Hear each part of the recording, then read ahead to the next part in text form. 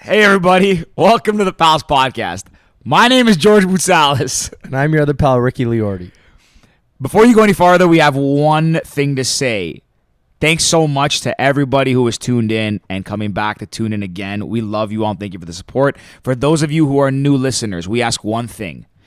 Please take a second to go like, subscribe, and follow the Pals Podcast. You can do so on YouTube, Apple Music, Spotify, Instagram, TikTok, every social. We really appreciate you. Thank you so much.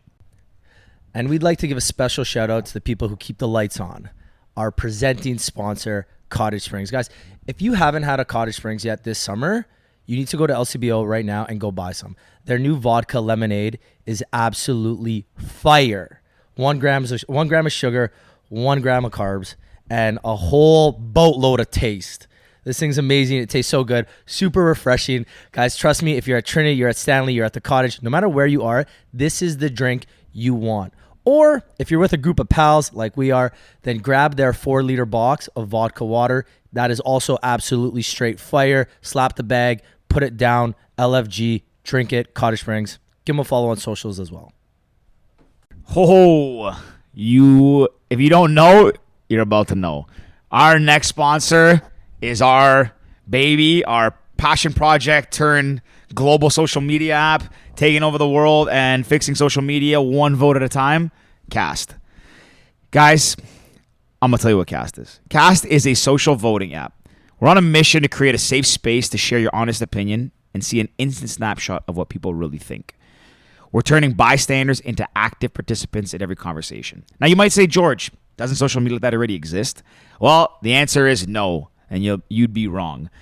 Guys, there's a reason why we're doing what we're doing. Social media has become a place filled with subjective data, dishonest opinions, and biased narratives. We're bringing objective truth, honesty, and transparency to social media to create a real representation of what people really think. If you want to check out Cast and get on today and be part of the conversation, you can go to www.joincast.co/download. You can find Cast on the App Store and the Play Store. Just look for the purple C. And that's all. Without further ado, LFG. Let's go. Ladies and gentlemen, welcome back to the Pals Podcast. This episode, we've got the lovely Cleo de la Llave in the studio with us. I lied, not in the studio. We're doing this virtually.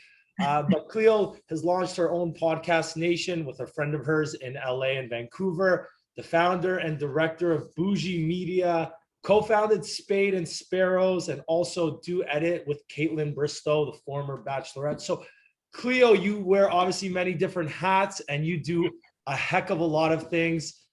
How do you do it all? Welcome to the podcast. Let's jump right into it. Thank you. It's so good to be here. I'm very excited. And I don't know, you know what? I think my mind is all over the place all the time, but I have to say I have great teams because without that, I don't think it would be possible. I can't do it all, not a one-man show, but I feel like setting up good people to help me run and come up, like I have crazy ideas and I need people to just help me execute them. I love that. Before we jump into like what you're doing, so you went on a trip this past weekend or week, I guess. You were in Hawaii. We were tipped off about a story, but I mean, we'll let you tell us your version and we'll see if it lines up with what we may have heard. Oh, it's so embarrassing because I feel like I should have really been on top of this. But like now in the States, everything is open again. I've been in LA most of the time and everything's been open for the last couple months, double vaccinated. I had traveled to Nashville and back. And so Caitlin, my business partner, and I went to Hawaii. We like to go somewhere once a year to do a little brainstorming, creative session. And she flew from Nashville to LA. We met up and then we flew to Hawaii and we got there and they're like, we show them our double vaccination card and they're like, oh no, you also need a COVID test. And we're like, what do you mean? And there's no way they were letting us in. They're like, no, there's nothing you can do. It's either you stay in a hotel and quarantine. And we're like, well, what's the point of that? Being in Hawaii and being stuck in a hotel, I think is the worst thing that could happen, to be such a tease. So last minute we decided, we're like, well, let's go back to LA. We'll get our COVID test and then we will fly back to Hawaii. So we literally got back to Hawaii 24 hours later. It was the same flight. But it was so worth it. But also just make sure you're checking what travel restrictions are. Even though Hawaii was in the States, it was different than other parts of the country. So definitely was not our finest moment, but it was worth it. We made the most of our 3 days in Hawaii. Love it. We also heard there was some exciting news on this trip for you. Or was it before the trip? I don't know, but we heard some exciting news. Yeah, it was right after. So coming back from Hawaii, had to move in 2 days. And the last thing that I was expecting to happen on our moving day happened. My boyfriend proposed to me. So I guess now my fiance. So got it. Thank you. And then the next day off to Denver. So it's been a filled, packed week. Yeah, it seemed pretty hectic. I mean, I thought that the part of going to Hawaii was for like that's where it happened. So the fact that like it came back and it happened when you got back is pretty cool. I guess it's relieving after all of that kind of chaotic stuff happened and everything like that. Well, I have a bit of a confession. I haven't dropped this into it, but I thought I for sure would have been engaged by that time. So Caitlin and I kind of planned this trip because we were like, we're going to be engaged. And I was not engaged yet. I was 2 days too early. I know it's okay. Because you know what? It's like it makes it more memorable that way. You're like, oh, I kind of had this crazy Hawaii mix up. I had to fly back and forth, and then boom, surprise, ring. Sure, totally. Yes, lots going on. That's awesome. How was your? I guess besides the 24 hours, that was like crazy back and forth, flying to LA and back to Hawaii. Besides that, how was the trip in Hawaii? Anything creative come out of it? Like, or was it more like a relaxing trip? Oh yeah, no, you know what? It was great. And part of it is Caitlin has a podcast called Off the Vine, and it made for great content for her podcast. So we definitely made the most of it. We had a lot of laughs at the airport. And once we got there, Hawaii is just such a magical place. We definitely did a little bit of like brainstorming. And the crazy thing is we were staying at the same hotel where we were 3 years ago, where we came up with the idea to come up with Do Edit, which is our hair accessory line.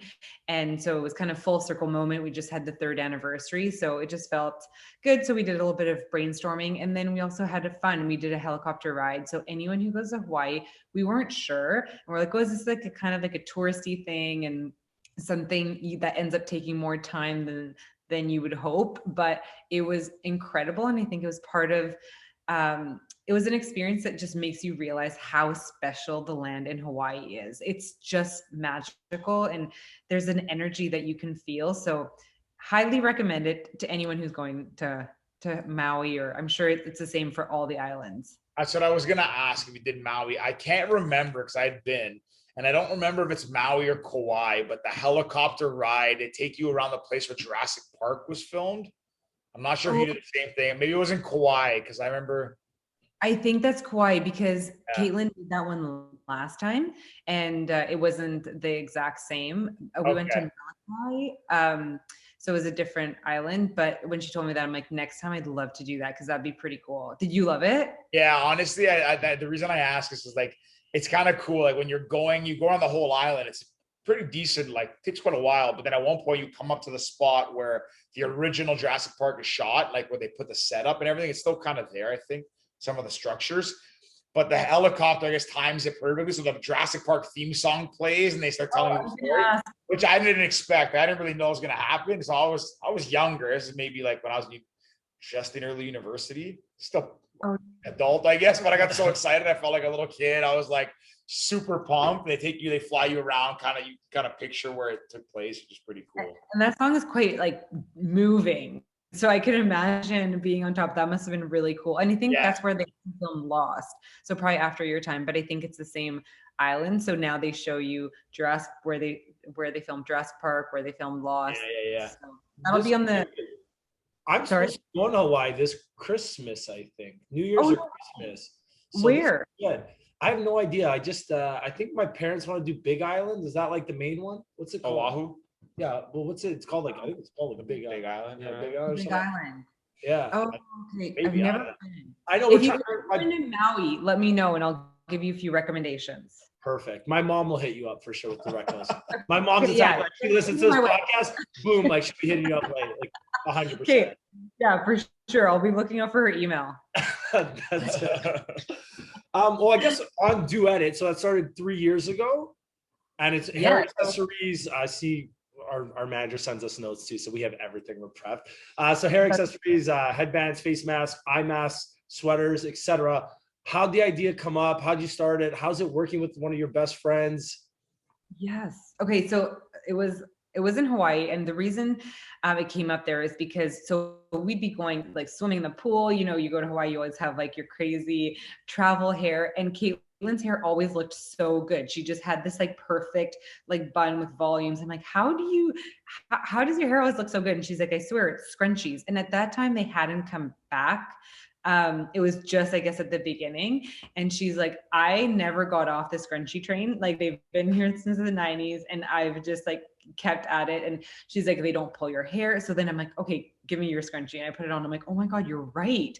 And then we thought, you know, with Caitlin's brand, like I've been with her since she was on The Bachelor and Bachelorette. And it really like that relationship evolved and went from like just helping her with her deals to then being her manager. And then something that we always talked about, and I think we both have an entrepreneurial spirit, it's like we really wanted to come up with something and a brand, but once that she had really had that really strong relationship with her audience, not just to like start something just because she wanted to sell something. And then when we started talking about it, we're like, wait, this is something that you truly love, you're passionate about. I feel like we could figure out how to do scrunchies, and let's just test it out and see how it goes. And it was such a cool experience, just getting it off the ground. It's such a creative, you know, coming up with all the different fabrics. And since our first edit, so that's why it's called Do Edit, is every month or we come up with a collection. So edit means collection. And so coming up with like a collection and a theme around it. And we just had so much fun with it. And we launched having no idea what to expect. And then within minutes, like the whole edit was sold out. And we're like, this is crazy. So we're like, okay, now we need to start working on the next one. And obviously we went from like smaller quantities and then just keep putting everything back into the business and kept scaling up from there. And so, yeah, that was three and a half years ago. We launched on her birthday, June 19th. So we just had her the third anniversary. And from there, we're just like expanding, and because it's crazy how many people have like we call them the scrunchie gang, how many scrunchies they have. We're like, how many more do you need? Like, we need to like venture out of here so that you can have something else. And then that's why we're starting new product lines. And it's all based on really like what Caitlin loves, what she thinks like her scrunchie gang would like. And now we're introducing new things like loyalty programs and then but trying a lot of things this year to kind of just grow the brand now. Wow, very cool. And how has it been? Like, what was one of the biggest learning experiences from that? I mean, I guess for the first and foremost, like working with a friend or like, you know, managing or working closely with someone you have a relationship with, like, how did that evolve? You guys get along well with the experience? You have creative differences? Like, what's that like? Yeah, I actually feel like it works really well, like working together. We have very different skill sets. Caitlin's like very creative, comes up with amazing ideas. I love the creative piece too, but I'm good at executing. And I think that just outlining from the beginning, like, you know, Caitlin is the face of the brand.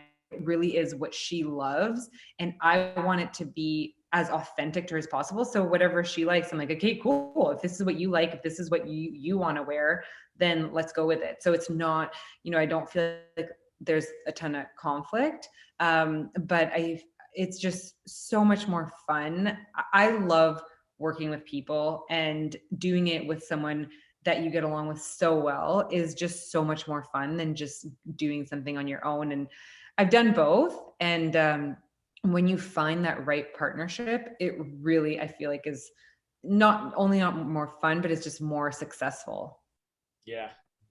It's always nice. Yeah. It's always nice when you have someone along for the ride, right? Like nobody wants to be successful alone. Like you always want your people with you, right?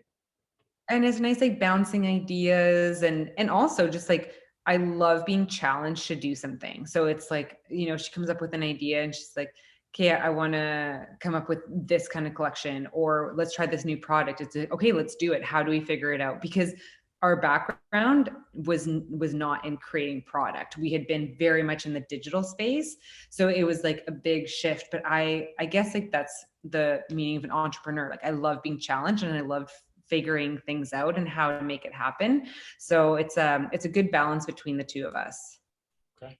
What was the most successful edit, like launch, I guess? Like which line, which brand? Was it the first one because of the hype? Was there one that you guys released that got a lot of traction? Oh my gosh. I think it was it was crazy the first year because truly like we just couldn't keep up with the demand. And it was like, it would sell out in minutes and you'd have people like following up like for months being like, are you bringing this one back? Sometimes if we could find the fabric again, we'd make it again. But it really is like, we wanted it to be made in North America. You don't have like limited resources when it came to like a certain fabric so it was so much fun. But the most successful edit, I don't know. I feel like they were all pretty. Now we're at the point where it's not like we're making larger quantities and people have already so many scrunchies. So now it's like getting into more product lines and we're just doing different marketing initiatives, which is really fun. But we also didn't like that we were selling out every edit because people were getting so frustrated, right? And so it's nice to be at the point where we're not getting emails like 2 hours later, like, no, I missed it. And because every time you're like, oh, like, okay, how can I get you the scrunchie? Like if I have one, I'll be like, I'll mail you mine. Like, they just wanted it so badly. So yeah, it's been a really, really fun and organic growth. That's awesome. Good for you guys. It's really cool. I was gonna say, where do you envision this going in the next 3 to 5 years? So I think like our goal, like we've been talking a lot about like growth strategies for this next year. And I think one of the big things is like and I think our focus at first was building a really strong community. And that's why we've just been able to have like great growth is because we truly care about our community. But now it's like, how do we take this to the next level? So one of the things that we just launched that was great is like we launched a rewards program because we want to reward these people that are so Scrunchy gang. brand. Yes, the scrunchy gang. They're so loyal. They're just the best. So we're like, okay, how do we reward you? But also hopefully like bring in new people to try out our hair accessories because they are awesome. Like they're really good. They're made locally and really high quality. So once people get in, we're hoping they see like the difference of our product. But something with a loyalty program, I don't know if you guys are like this, but I am like, once I find a brand that I love and they implement a loyalty program, I am so in. Like I only fly Delta because I want those points. Like, I don't know, it works for me. So I feel like that's going to be interesting to see people feeling rewarded and then hopefully growing with us as we introduce new product lines. So can't say what yet, but we're really focusing on growing a different side as well of the business to kind of see how that goes. And then also figuring out how to get new customers and how to grow from there. So obviously advertising, we're starting to really play in the advertising space and then thinking of some cool collaborations that can expand us to new audience. Very cool. That's awesome. Are you guys, and right now, is it mostly like North America as your target markets? Are you guys like, is it bigger than that? Are you looking to expand in different areas? Whereabouts do you guys typically like target right now? Yeah, that's interesting because we are definitely mostly North America, US and Canada, but we do have sales and we track where people are coming from, and we have UK, Australia, even some parts in Europe, but obviously the abandonment and the carts are higher in those areas just because of shipping. Like shipping is just, how much I've learned about shipping is insane and how expensive it is.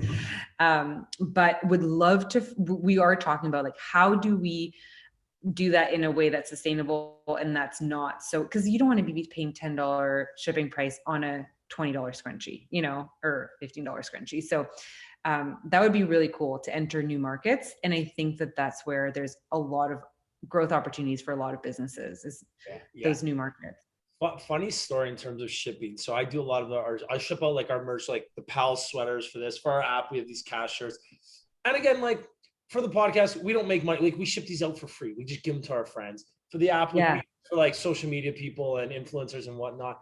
So sometimes I'm shipping a $15 shirt and like it's $12. I was like, how is it $12? I'm like, it's within Canada. Like, well, the package is this big. I was like, well, give me a second.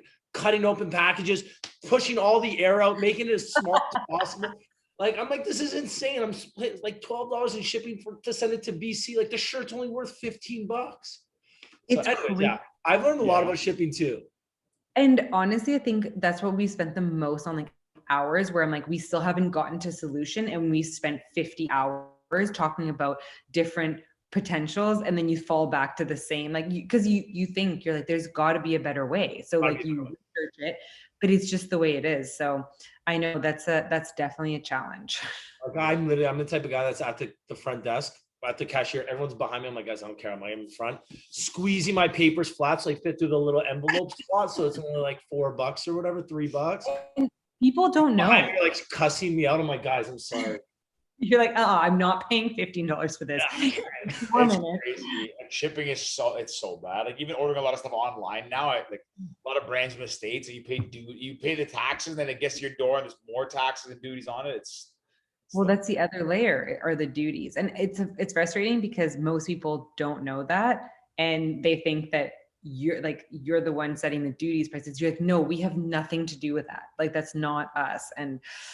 But it's also frustrating. I thought it was a brand. I once ordered something, and I can't remember if it was from the UK or from the US. And I got it. I had duties. I'm like, what the hell? These guys made me pay more. They put the duties on me, and I had emailed them. They're like, they can't, because I didn't know. And they're like, no, like duties is not us. They're like, that's just like, that's your country. Yeah. And that's your country. And I was like, oh shit. I was like, this sucks. It's the worst about being bad. Honestly, that's why I love America. It's so easy to get stuff there. Anyways. Switching gears a little bit, because you've got a lot and we've only got a certain amount of time. I want to talk about spade and sparrows. Our manager Danielle brought this up. She's tried it. She said it's amazing. I haven't tried it yet, but obviously I want to. And after this conversation, I hope we figured a way to get some in here. And tell us about that. How does it start? Because you go from scrunchy social media to the rosé game. Yes. It's just like, I love rosé. I'm going to make my own. To the wine game. Yeah. I mean, well, first of all, it's so exciting because we finally got in Ontario this year. Ontario is a really, really hard market to get in. I don't know if you guys know that. I think the LCBO is the second largest entity that buys wine in the world, purchaser. Yeah. Like that's crazy. I had no idea being a Canadian. I know that my dad's a pretty big wine collector, and one of his really good friends is a buyer for the LCBO. So like I talk to him all the time, and he said, yeah, like it's the number. It's number 2, I think, but they're pretty close to number 1. But they're buy the most wine like in the world. Like they have priority in France for any wines they want, like anything. It's crazy. Mm-hmm. So you guys must have like the best selection. Yeah, actually. My dad, yeah, he's been collecting wine since he was like young. Like it's like his hobby. It's like that and golf. He just like, he can tell you everything about any wine ever. Oh my god! So actually, I'm gonna have to get him a bottle to have him. Yeah, well, we'll have to send you guys some for sure. But yeah, like so. Anyways, like yeah. So how'd you guys get into the wine game? Well, it's okay. So Caitlin was on The Bachelorette, and she from her days on The Bachelorette, and as soon as she got off and was on social, like she truly loves wine more than anyone I know. So she even called her podcast Off the Vine, and she has wine with all her guests. Like that's her drink of choice, and she loves it. And it's something that we had been talking about since really her being on the show, and kind of being like, how cool would it be? Like we always do a little bit of brainstorming and, like do vision boards, and having her own wine was there, but that definitely feels very ambitious and overwhelming. But I will say, I think having started really showed us like how loyal her audience was. And we're like, okay, as long as it's something that she truly loves and is passionate about it, like then it could be a natural transition. And it gave us the confidence to be like, okay, let's go for it. Let's start a wine brand. So I have a friend in BC. He's our third business partner. And we started talking about it seriously too, because he had connections in the wine world. And he's like, this is such a missed opportunity if you guys don't do it. So we dove into it, learned a whole bunch about it. Obviously, it's a bit different, a lot more regulations in the wine world. But again, a new challenge. And I was like, let's do it. And it's been, I guess we started about 3 years ago, but it's really been about a year and a half that we've been out to market. That product definitely took longer to launch than scrunchies. And now we're almost across Canada, which is really exciting. And we're online in the States and in Walmart in California and a few like stores in Nashville. So now we're starting to get into retail in the US. Awesome. When did it launch? Or what, I guess, when did the idea, like the first inception of the idea start? It was about like 2.5, 3 years ago. And I would say it took about a year, over a year to like really get off the ground. Like we had to find like wine that we liked. Actually, I don't even know if we've really told this story, but our first batch of wine, we found a producer to work with, and they ended up, we picked the wine. We're like, this is amazing. This is it. We all loved it. And the biggest thing is it's like, we all have to love it.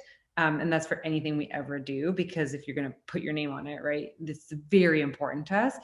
And it was interesting because we got the wine and I tried it and I was like so underwhelmed. Like I was kind of disappointed. And I was like, okay, there's this thing like where it's like 30-day bottle shock and maybe it's like not ready yet, or maybe, so I have to give it some time. And like, it didn't taste like anything that I loved. I'm like, this can't be the wine that we picked. Anyway, so we changed producers right away because we're like, this isn't like what we love. We found out after they've now gone under because they would sell you one thing and then bottle another. So that was where was this, like, not to throw them on the bus, but where are they from? Are they from the States, or they'd produced in Santa Barbara. Now our producers in Sonoma. Okay. And I mean, who even knows? They say Santa Barbara. Who knows? Like they did it through across multiple brands. So I feel like that was they got caught. But we knew right away, and we're like, we don't want to have a wine that we don't want to drink. Like what's the point of that? Like that's not fun. And we don't want to sell something that we don't love. So we weren't sure, but then it just came out and we're like, yeah, 100%. Like we knew something was wrong there, because we're like, how could we love it? All three of us love it one day, and then all of a sudden, like we don't. But anyways, now we've changed producers. It's been a year. Like that was only our first run, so it was a small run. But for the last year and a half, we've had the second run, and it's like, I personally love it. We wanted to have wine that was like, like easy drinking, that everyone would love across the board, like really, really smooth. And I feel like we nailed it. How many, I guess, glasses or how many sips of wine did you have to test before you found the one? Oh, like, yeah, we had. It's like you're sitting there like over. Do they mail them to you? Do you go and pick it? How does it even work? Do you pick the grapes? Yeah, so we flew to like the different times of different places. But you know how when you go wine tasting, there's always like a cup, and then, you go to Napa, you go wine tasting and like you spit it out. Like a lot of times you're like, yeah, okay, sure, I'll spit it out. And you just drink everything because you're like, oh, this is fun. But at this point we were spitting because you're like, you got to try all these different wines. But I don't even know how many we tasted, like a lot. It was one of those days. Yeah. We had like a team trip to Napa to try the wine, to check out the facility, to see how everything was made. And we're like, we really went into the right industry, because I love Napa. And I'm like, that we get to go to Napa for work. This is amazing. I'm sure your dad loves Napa too. Yeah. So I went out. My parents were out there for a wedding, like in San Fran, and I hadn't been at the time, and I was like, I was like, you know what? I've never been out there. I wouldn't mind coming out for a like a little field trip to the wine country and get some information. Like, kind of sucked up a little bit, so my dad could teach me a couple of things. But anyways, we went to Napa and hit a few wineries. Really, really, really nice out there. Like very cool. So I can see, like, when I started, I guess I didn't consider, I grew up around it, like so closely to it. I should know a lot more than I know, like a lot more. But once I went there, I really appreciated how, like, it's like, to be one of the top houses. It's really, it's more than just like a business, it's like an art, right? You have to like really know what you're doing. You have to be, there's so much that goes into it. So I sure. really appreciated it. And after getting to see all the houses, I went to Roberto Mondavi, Opus, and a few other ones. Oh yeah. But I think, yeah, so nice, so nice. My dream is to open a winery one day, like when I retire, have a winery. Oh, that would be, hey, same dream, same goal. It sounds like that would be amazing. And I'm still learning a ton. Like all of us are learning a ton. At first we went for like, let's go with wine that we love, but now we're trying to learn as much as possible. But there's a lot to learn. So it's very complex. Yeah. Well, the thing is too, is like, there's like, I mean, you guys are getting, I guess, like from California, like that's like new world. There's like old world. There's like, there's old world, France, Tuscany. There's just so much. And I'm not even going to talk about it and pretend I know, because that's the most I know. But it's so fascinating how like everywhere in the world is so different. But I really do find California cool, because like the whole culture of it, like they originally, like they were like the rebels. They democratized, like, the highbrow old world wine. They said, how hard can this be? We're going to do it too. And then Napa came out of nowhere, kind of much in the way that like, startup culture of Silicon Valley did, which was really interesting. So. Oh, for sure. Yeah. There's all these pockets in the States and they all do crazy things. Yeah. Cool. That's honestly really cool. I think my parents or my brother and his fiance went down to Napa recently. And it's really? Bad that I don't remember which one it was. It was like someone very close to me went down on a wine tasting trip. I will probably say it's my favorite place in the States. I just love it. That's what they say. And there's so many amazing restaurants and nooks, and like it's so beautiful. Like you almost feel like it could be, but maybe not as much, but like Europe. I love Europe, and I feel like it has that like quaint feeling and like having all the vineyards. I love it. Yeah. Do you go to Europe often? Yes. So my mom's French. So growing up, I would go a lot because my family was in France, and I could live in. That's gonna be the goal, to live in Europe for a year. And the only thing is like, with COVID, you're like, you can work from anywhere, but the time difference would be really challenging. Yeah. So maybe later. I love Italy. I think Italy and France are my two favorites. Okay. Yeah, Italy's cool. I'm Greek. You are? So biased. So like Greece to me is the best place on earth, obviously. I need to travel more in Greece. I haven't done enough. Yeah, Greece is. But the thing is, like everywhere in Europe's amazing. Like Italy and Greece are similar. I would say Italy's got better Spain's food. really nice too. Yeah. Wait, so where are you? What's your background? My dad's Italian, my mom's Brazilian, but still, my favorite country is Spain. I love Spain. I think Barcelona is the greatest city in the world. I think Ibiza is the coolest island in the world. I haven't been to Ibiza. I've been to Bachelorette. We're like, everyone's like, why don't we do Ibiza for Bachelorette? I'm like, that'd be cool to go somewhere I haven't been. That's where I'm gonna do my bachelor party when I eventually find a girlfriend and get married. One day. Long time for that. I got lots of time. I'll get everything lined up for you. That's it. Well, I've got my first trip planned out to Hawaii through you. Then there we go. I'm just gonna follow your footsteps. You're a travel guide. That's what I got him for. He's my travel guide most of the time. George is the type of guy that he'll plan our trip and be like, okay, guys, we're doing a weekend in New York. It's going to cost us $3,000. And we're like, okay, that makes sense. Flight, hotel, food, drinks. Yeah, it makes sense. We get back. It's like, okay, guys, we squared up. Everyone, it's $5,000 each. We're like, I'm good at planning trips. I'm bad at budgeting. The numbers. I'm bad at the numbers. George is a historical round down kind of guy. Like, oh, the booth at the club is $2,000. It's 2-bottle minimum. Okay, so it's going to be $800. It's like, yeah, that was before tax and tip at the bare minimum.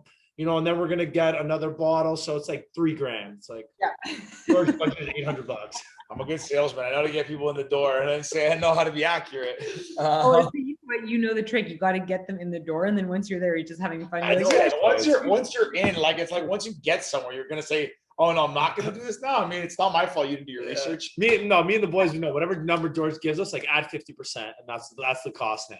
And now you know. Yeah, now we know. Right? We're good. The first couple of trips, we were like, okay, it is what it is. Now we're good. Yeah. I want to switch over. Obviously, you're on our podcast. You have Podcast Nation. You go on, Chris. You go on Caitlin's podcast all the time. How'd you get into the space? Do you love podcasting? Do you have you thought about starting your own? Well, oh no, actually, I've never thought of starting my own. I would say, like, I don't know. I think because, like, I'm so used to listening. So Caitlin started her podcast about, oh my gosh, I want to say 4 years ago now. And she is just so good. She's the queen. I like to be a little more like behind the scenes. And to tell you the truth, like, I've listened to one of my podcasts with Caitlin and I cringe when I hear myself. I'm like, I don't know. I don't know if you guys ever listen back to your podcast and you're like, think about it. I think I overthink it. I used to at the beginning because I was like, I don't listen to many or like didn't used to. So I used to listen at the beginning so I could kind of not critique myself, but just find ways to learn. And I came to a point where I can't listen to myself talk anymore. I don't know how our listeners listen to me talk sometimes. Sometimes when I say, and then Georgie sometimes, I don't know how we even have any listeners, but apparently we do. So I guess we're doing something right. I never good podcast. Yeah.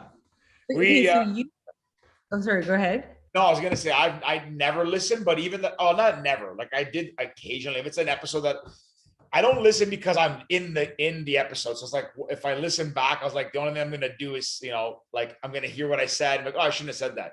But I'm also like, I say dumb shit all the time. So I'm like, well, I'm gonna listen to them like, oh, I shouldn't have said that, but I'm gonna do it next time. Sometimes if I've listened, like if it's been somebody that we've had, it's been like, a cool episode or something they said I wanted to remember, I'll listen. But it doesn't bother me. Not to sound vain. Like I don't think my voice is great or anything. I just listen. I was like, okay, sounds weird, but like everybody thinks that when they're listening. So what's the big deal? Sure. Yeah. And I will say, like, I try to say yes to as many of these opportunities because I feel like it gets more and more comfortable. And I do try sometimes now to listen back because then I feel like you do learn. You're like, oh wait, you're saying this way too much, or you want it to be enjoyable for people that are listening. But got in the podcast space because I saw the power that podcasts did, like how powerful it was for Caitlin. And I think it's a medium that you can really connect in a different way with your audience. And I think it also provides a platform where you can create such valuable content. And with that content, then you can share it to different platforms. So I always found it like a really, really good medium that a lot of other platforms didn't offer. And we'd worked with some podcasting agencies, but coming from the agency world. So what I first started was Boosh Media 11 years ago. And it's like a digital marketing agency. And we did things like, I started so young. I think I was 24 when I started. And so I always did things just the way that I thought they should be. And there's pros and cons with that for sure. Sometimes I wish I had had more experience, but I started creating our agency model the way that I thought made sense. And so I'm like, it's interesting because there's nothing like that in the podcasting space. I was like, it was very much, and it really was born from, I think, the radio world, right? And a lot of players that moved into the podcast space originally came from radio. So we wanted to take a bit of a different approach and do it more of like the agency model type, where it was more scalable depending on what we took. Like everyone has a different need when it comes to podcasting, and we didn't find there was an agency that kind of really had a format to be able to fulfill that. So that's why we started Podcast Nation. And I started with one of my best friends, and so clearly I love starting businesses with best friends. Okay. But she's the one who introduced me to podcasts like years and years ago. And so it's been really fun, but it's an interesting industry. It's, as you guys know, it's so much more work than anyone ever can imagine. And it is tough out there. Like there's so much competition. There's so many there's so many podcasts. So it's like, that's the part I like, is like working with our shows and strategies and how do you really find your niche or differentiate yourself or market it. But it's tough out there. We call it the wild, wild west. It is. It's gotten crazier and just keeps getting crazier. Like what we started ours in January of 2019 as like a hobby. We're like 2020. We're like, we'll do it as a hobby, whatever, before COVID. And then even at that point, there was like a million something podcasts in circulation. COVID like just extrapolated that even more. And then on top of that, like you see in the last 6 to 12 months, you see all Spotify buying up every competitor in the space, every podcast in the space. So like, it just like now we're seeing even the dollars go in there, and it's crazy how fast, like it's booming. Like it was growing year over year like this. And now it's the point where it's just going like a rocket ship up. And like, everyone's kind of jumping on. So the fact that you guys got in like a lot, I was gonna say earlier ago, that didn't make sense. The fact that you guys have been doing this for a long time is really cool. You guys, I guess, have like a little bit of a leg up, and you have that experience, which is really cool. And you tapped in early. Yeah, and I feel like it's a space where with COVID, I mean, for you guys, it must have been awesome too. Like it was something that was very creative that people could do. Now a lot more people are comfortable doing it virtually, which allows you to have maybe a more varied guests on your podcast. But I also have seen a lot of podcasts drop off after COVID, because then they're like, oh, okay, now everything's picking back up, and it is time consuming, and you have to keep it up. So it's just been interesting to see the pattern and the waves with different podcasts and hosts. Yeah, the cool thing about doing these virtually is, again, you get to sit down with people that you normally would not be able to get to sit down with. Wow, I made that sentence so long for no reason. You get to sit down with people that you normally wouldn't get a chance to. So it's super cool. Like we were maybe 10 episodes in when COVID started, and then we took a break, kind of just COVID, tried to figure it out. And then we ended up sitting down with a couple of NHL players, a couple of musicians, so many different people all over Canada, a couple in the States as well, which was super cool for us because, again, we're just two normal dudes from Toronto who started a podcast. At that time, we were maybe 3-4 months in. And now it's, not trying to brag or anything, but we're one of the bigger podcasts in Toronto, which is like kind of crazy to think about it. Yeah. That's amazing. And for you guys, when you guys started your podcast, like what was your goal? Like what was the goal for you? So it started off as a New Year's resolution because we wanted to try something different. And we were both so busy with life, and we're best friends. We weren't hanging out as much. So we said, okay, we'll do a podcast once a week. So we get to hang out once a week. We'll do this, and we'll do 52 episodes. That's it, one a week for the entire year. I think we're at 130-ish now, give or take, 125, 130. It's been like a year, and we started January 8th or something, 10th, 2020. So yeah. So what we did, we were doing 2 a week, and now it's like we see each other. Well, now between this and the app, we see each other basically almost every day now. So yeah, almost seeing each other. The podcast has bled into the business side or helped the business side? They're kind of separate, but at the same time, we get to sit down with amazing people. And then sometimes you have ideas, or sometimes you end up working with them in terms of influencers or different things. So yeah, sometimes they go hand in hand. We do episodes about the app because it shows like our entrepreneurial side. And then it's also kind of fun, and people get to see a different side of us other than just the podcast side. I mean, it is amazing for networking, and you do open up your network because you get to meet so many people that you wouldn't potentially otherwise meet. Yeah, exactly. It's helping a lot of things too, is like you said a point earlier about like listening back to hear how you sound and to get better, communication, all that sort of stuff. I will say that even though, like I say, I don't listen back, like one thing that's the beauty of it is like, we work together, and we're probably the two most argumentative, like loud, brash personalities, but working together, the podcast together, it's made us be able to, like, number one, we don't really argue anymore because we're like, you know what, bigger than us, like put our egos aside, it's best for the business, best for the podcast, but we also give each other feedback. And the thing is, we're so critical of each other that we need to take it personally. So like Rick will say something on the podcast, I'm like, you say that a lot. And then I'll do something that you say that a lot.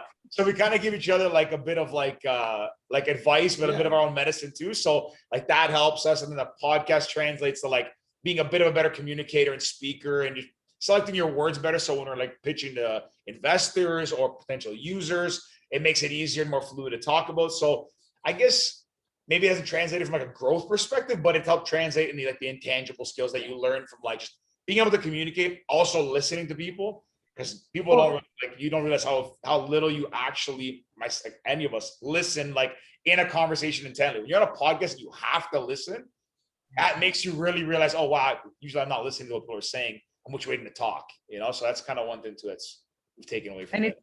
It's interesting because I can tell you guys have podcasted a long time because you guys don't talk over each other. You have a really good unspoken cadence between the two of you. And that, like you said, definitely translates to the boardroom or when you're meeting with people. So, I mean, that alone. We always say this too, even with, so again, we're best friends. We've known each other for 15 years or so now. And when we do them virtually, so not every time we do them together, sometimes I'll do them from my home or he does them from his home. And sometimes it's so hard because there's always that like half a second lag. So we kind of almost have to like look at each other like, okay, who's gonna talk? Who's gonna ask questions? Or else it's like that awkward, oh, you go, don't worry, I'll save my question. When we're in person, it's easy. We just kind of look at each other and we know, and the vibe's a lot easier. But even remotely, this has been getting a lot easier. Oh yeah, you guys have it nailed. Appreciate it. We also know too, like coincidentally, we're wearing the outfits of the things that we handle most. So like Ricky's kind of like head of podcast, I'm head of like cast, like our app. So whenever someone asks something pertaining to the one or the other, typically we defer to each other. Anyways, it's not about us. We're getting pretty good. Actually, it's not a funny thing about podcasts. Oh, thanks. Props to you too. In terms of podcasting, yeah, like George says, our podcast, we don't write down questions at a time. Like sometimes we have notes of things we want to talk about, but like George said, it makes it so much better makes us better listeners and better conversationalists, because you can't just say, okay, she finished this answer, I'm going to go on to the next question. It's not an interview, it's more of a conversation. And I've noticed that I was on a date maybe a couple of days ago. I was someone who's kind of socially awkward, and I literally had a million questions, and I'm like, thank God for podcasting.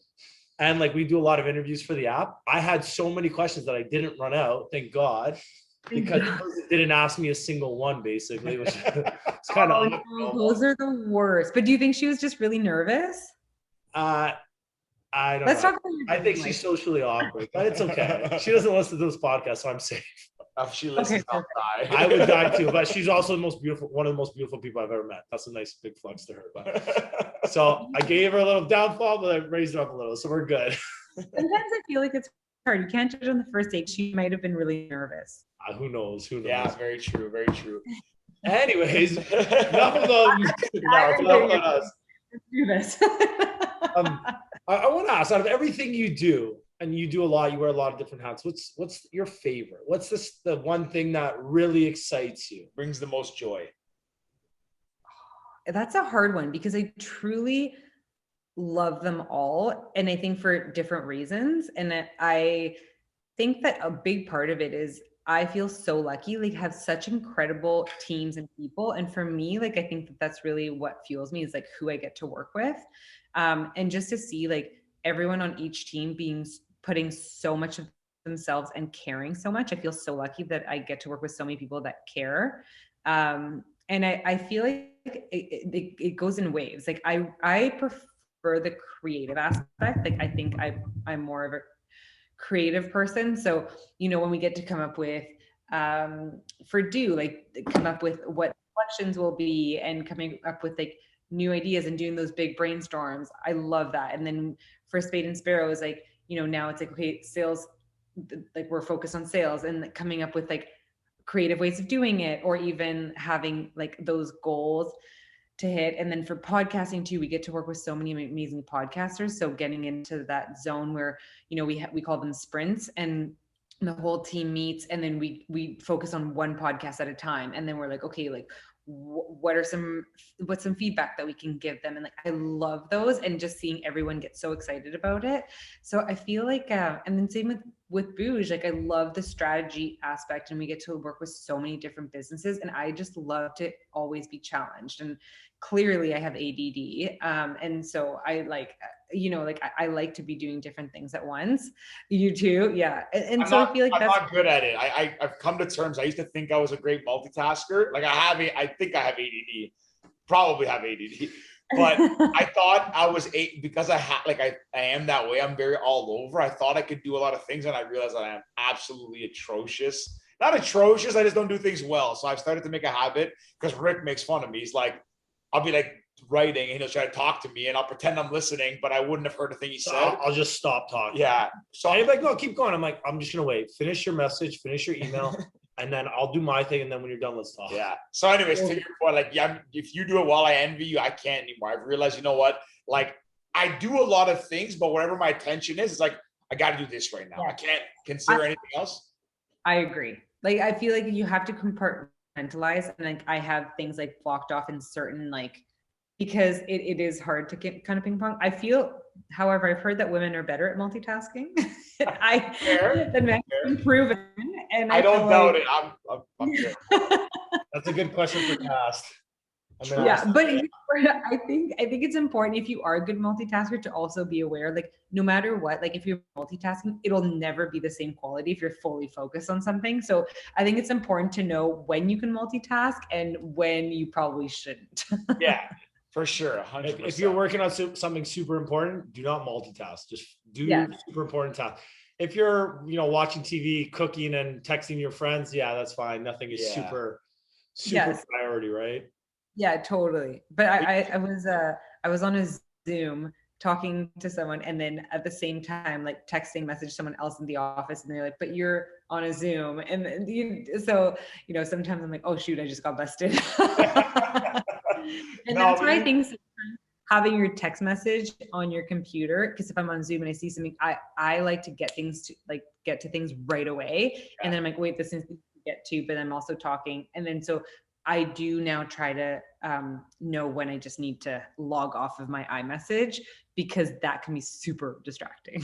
So you're the kind of person that hates having like unread emails. Speaking of which, sorry. It's okay. It's You okay. can take it if you want.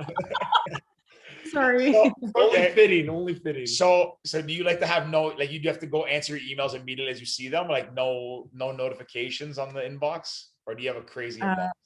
Oh no, I have a crazy inbox. But you know what? Now I'm very lucky. I have an amazing assistant. She kind of tackles the inbox. But the problem for me now is that everyone knows they'll get a much faster answer from me if they text me. So now my texts are out of control. So so now I just tackle my texts and then she tackles emails and then we go over like what I need to get to that day.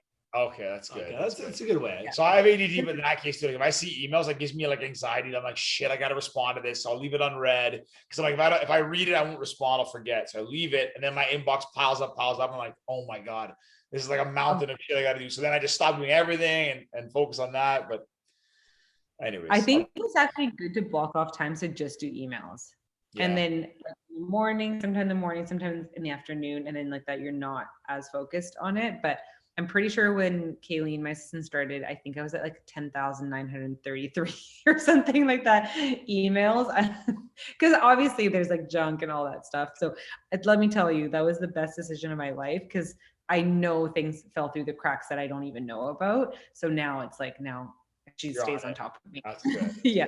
Good for you. Yeah, you seem to be doing all right. You have a lot going on, but it seems like you do a lot of great things. So I mean, whatever you're doing, keep it up. Like, yeah, you're doing all right.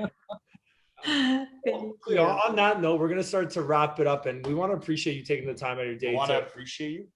We want to thank you, and we appreciate you taking the time out of your day to sit down and chat with us. It's been a lovely chat. We've got 2 questions we always ask every guest.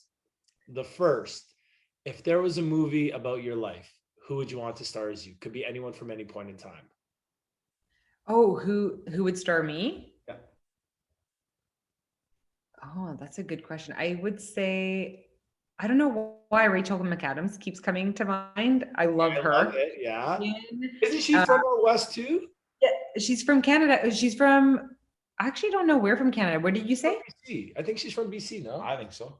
Maybe. Oh, yeah. You see? There you go. BC girl. Connection. Yes. Love it. Acting. I feel like she's just like so personable, but she's like, I don't know. Let's go with Rachel McAdams. Love it. Okay. Love it. Last question. If you could give one piece of advice to your younger self, what would it be?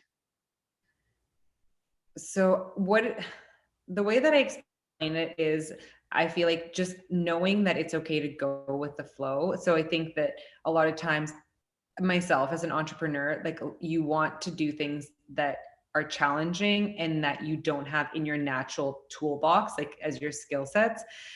So for an example, like I really wanted to go into tech. I did that for a while. We created an app. We got investors, all that stuff. And then it just was so unnatural to us. Like we started going into the insurance space and I really wanted to keep challenging myself. And then that was my biggest learning lesson. I realized like, it's okay to go with the flow is how I call it. It's like playing into your strengths, playing into your skill set. And that's why I went back into into the digital marketing world and the creative space, because that's where I really thrived, because that's what naturally came to me. And that's okay. Like you don't have to feel like you need to learn everything and be good at everything, and just understand what your skill set is and like really play into that. Very cool. I like that. Awesome. Love it.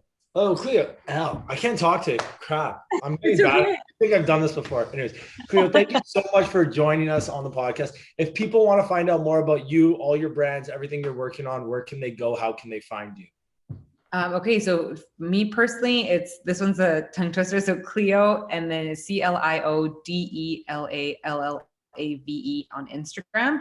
I try to keep everything updated there in terms of what's happening with Do, which is at Do Edit, Spade and Sparrows, which is at Spade and Sparrows, and then Bouge Media, BOOJEMEDIA, and Podcast Nation. I think it's podcast.nation. Or you can just go on bougemedia.com. I'm sure everything's linked somewhere. So that's the most. We've never had that many like social handles dropped in an episode. Love We'll it. put them all in the bio for sure, so to make it easy for everybody. Thank you. No Yeah, problem. thank you. That's appreciated. Cleo, thank you so much for joining us. And just hang on, we're going to take a quick picture. But yeah, Oh, thank okay. you for joining us. And that is Stop it. the recording. Thanks, guys. If you've tuned in, we appreciate you. That's it. Okay, one second. Stop this.